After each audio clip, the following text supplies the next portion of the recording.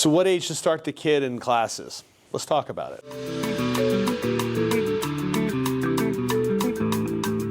Matt Thompson, Raising a Warrior. Okay, so I get asked this one pretty regular, a lot of times by friends and family.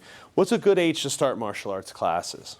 There isn't a great number for that. There's a few different things that you go by. So first, my son right now is not quite, 2 years and 4 months. So he's not quite old enough for classes, but that's not because of his age. It's because he only listens to what I say about a third of the time. Triple stamp a double stamp. You can't triple stamp a double stamp. So the first hurdle is he or she has to be able to follow directions. You know, I've had kids that can follow directions great at 2.5, and I've had kids at 6 that I say, okay, let's all sit in a circle, and they just begin to stand up and run around the room yelling at the top of their lungs. It just depends on the kid.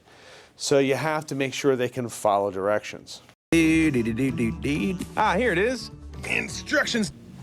The next thing is going to be that the kid likes to move around, is excited about doing the classes. So if their motivation is good and they know, hey, let's go to karate class or jiu-jitsu class or whatever, it is that you're doing, then I think, that they're psyched about it, can listen and follow directions. I think that's great. Now, the younger they are, in my opinion, the more the parents have to be involved. I don't think it's one of those things where, when they're 12 and you just pull up to the martial arts school, drop them off, and I'm going to go buy groceries or whatever, it makes sense.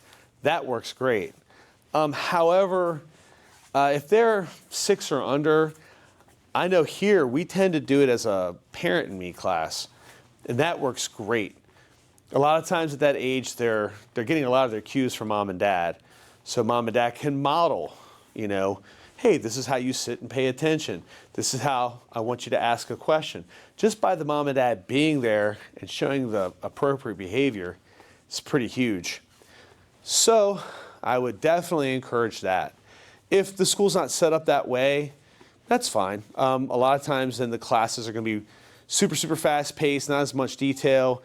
Maybe like for jiu-jitsu, certain types of, like they'll do games more and more, and then you don't need as much of the parents involved.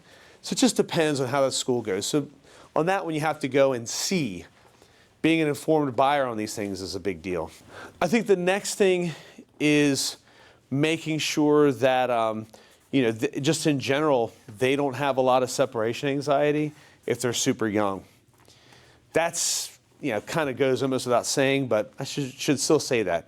My kid still gets weird. The only time he's okay not being away from mom and dad is when he's with his grandparents. So that's just something to keep in mind. It's funny, when they talk about fruit trees, they say the best time to have planted a fruit tree was 5 years ago, and the second best time is today. In my opinion, taking martial arts classes are kind of along the same lines. So, and along those lines, if you can get them into martial arts classes, that act has a better chance of giving a good result at the end, like sooner. You'll get to that. The better attention, the friends that they're going to build around that, just their confidence as they're putting together skills is going to start to come up very quickly. So, if they can handle doing it at a younger age, that'd be great. But don't be surprised if they can't. If you take them in at 3 and they can't do the entire, say like here it's a 45-minute class for that age, they can only do the first 30 minutes. That's great. Let's say that they're one of the sillier kids in class. When I look at your niece, she is a twiddler, a dreamer, a silly heart. As long as they're not ruining anybody else's experience. I don't think I want to know a 6-year-old who isn't a dreamer or a silly heart. If you're not sure, ask the instructor. They will tell you. If they're not a problem, then let your kid be silly. As long as your kid's growing and moving forward, that's the big thing. It's good that people are concerned about the age of the student, like what's a good time to start. I think a bigger thing is for parents to have good, clear goals of what they want and not compare their kid to the other one. Because a lot of times when you have younger kids, they'll see there might be a young girl who's following directions 100%, and then a young boy, and, and the parents just trying to keep him from picking his nose in the middle of class. And if you try to compare these two, the young boy sounds like an idiot. He's not. He's just a little boy. They're going to develop a little different.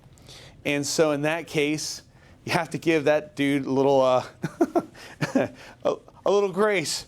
But at any rate, in terms of when to start, I would say don't worry about the age.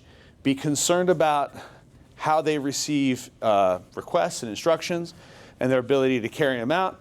And then their ability to just not get overly freaked out or excited over new stuff.